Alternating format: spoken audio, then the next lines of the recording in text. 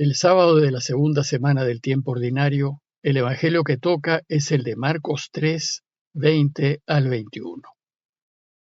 En aquel tiempo Jesús fue a casa con sus discípulos y se juntó de nuevo tanta gente que no los dejaban ni comer.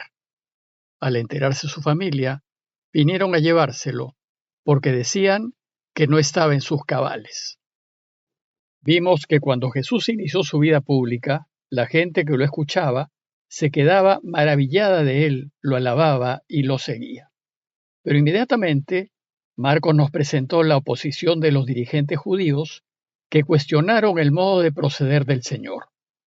Y como seguramente recuerdan, esas primeras tensiones con las autoridades judías terminaron con la intención de eliminar a Jesús. Pero lo extraño del texto de hoy es que es la propia familia de sangre de Jesús la que no lo comprende y piensa que está fuera de sí, que está loco. Se trata de una acusación muy seria, más aún viniendo de su propia familia. Así es que veámosla más en detalle. El texto inicia diciéndonos que Jesús volvió a casa con sus discípulos. Regresó a casa de Pedro, en donde solía alojarse, en el pueblito de Cafarnaúm, a orillas del lago de Tiberíades. Pues el Señor no tenía casa propia. Según Lucas 9:58, no tenía ni dónde reclinar la cabeza. Dice el texto que entonces se juntó de nuevo mucha gente, y entre los que lo siguen a casa están también aquellos que no creen en él. Como veremos más adelante, lo seguirán solo para atacarlo. Pero también lo van a buscar los del mismo pueblito de Cafarnaúm, pues así sucedía cada vez que los del pueblo se enteraban que estaba de vuelta en casa. Las palabras de nuevo u otra vez nos indican que esta práctica era un hecho recurrente que sucedía cada vez que Jesús volvía a Cafarnaúm. Según las excavaciones arqueológicas, la casa de Pedro era muy pequeña, tal vez unos 25 metros cuadrados, y ciertamente la gente del pueblo no cabía en ella. Tampoco entraban en el pequeño patio común de la familia. Y lo cierto es que a causa de esta invasión de gente, Jesús y Pedro y su familia pierden toda privacidad.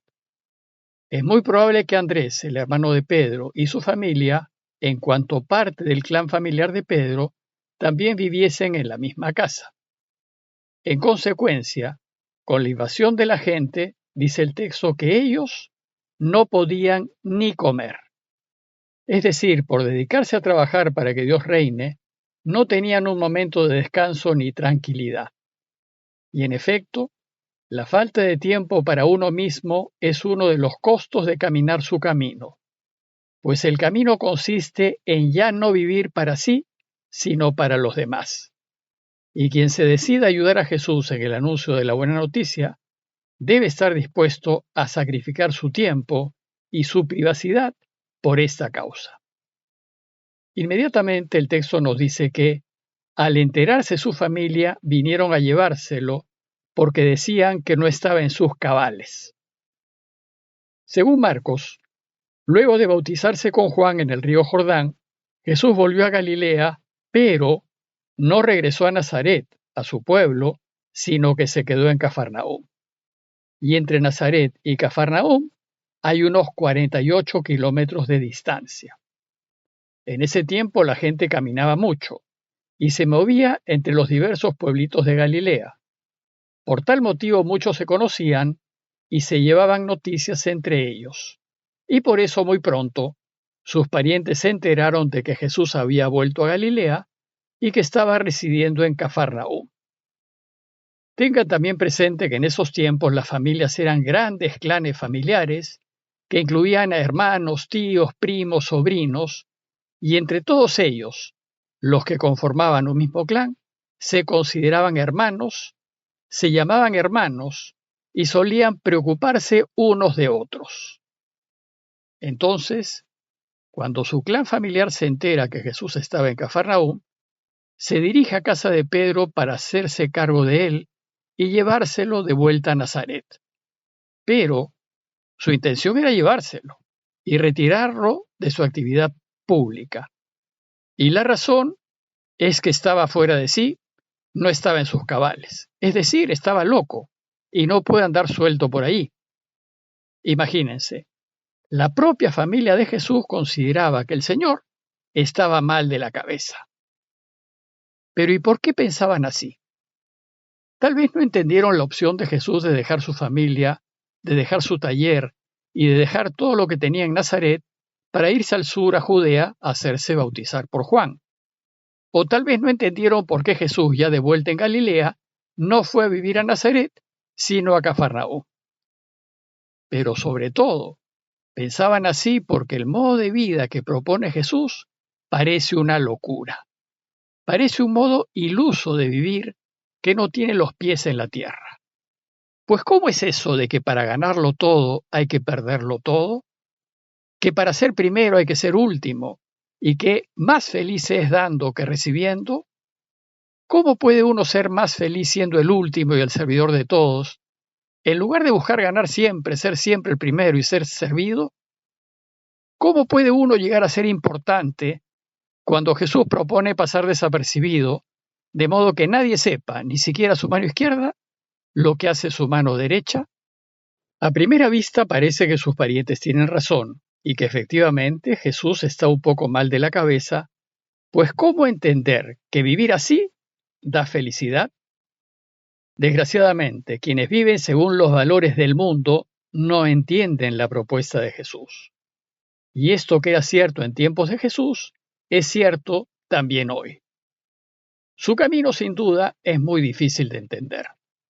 Más aún cuando estamos bombardeados por la publicidad, por los medios de comunicación, por el arte, por la moda, por el pensar común de la gente, incluso por nuestra propia familia y amigos que nos dicen que ser feliz consiste en todo lo contrario, en tener y en acumular bienes, fama y poder. El mundo sostiene que para ser feliz, lo que hay que hacer es guiarse por valores concretos y reales, como el buscar tener cada vez más dinero, ser más y más famoso y sobre todo ser importante y poderoso. Pues de lo que se trata es de ganar el mundo, y si no lo logras, eres un fracasado. Jesús y los que siguen su camino más bien piensan que es el mundo el que está desquiciado. Los que son del mundo corren desbocados, pisándose unos a otros hacia el abismo de la soledad, del vacío, del sinsentido y de la tristeza, y no logran ser felices. Y aquellos que siguen los valores del mundo, lo único que consiguen es una familia desunida, amigos solo de conveniencia e interés, problemas de salud, de sueño, etc. Y finalmente, insatisfacción, desilusión, soledad y más soledad. Ya San Pablo habla del camino de Jesús como una locura. Dice a los Corintios en 2 Corintios 12, 10 al 11, me complazco en mis flaquezas, en las injurias, en las necesidades, en las persecuciones y las angustias sufridas por Cristo. Pues cuando estoy débil, entonces es cuando soy fuerte. Véame aquí, hecho un loco. Y también les dice en 1 Corintios 1:18 que el anuncio del camino de la cruz es una necedad, una insensatez, una locura, para los que se pierden, pero para los que se salvan, para nosotros, es fuerza de Dios.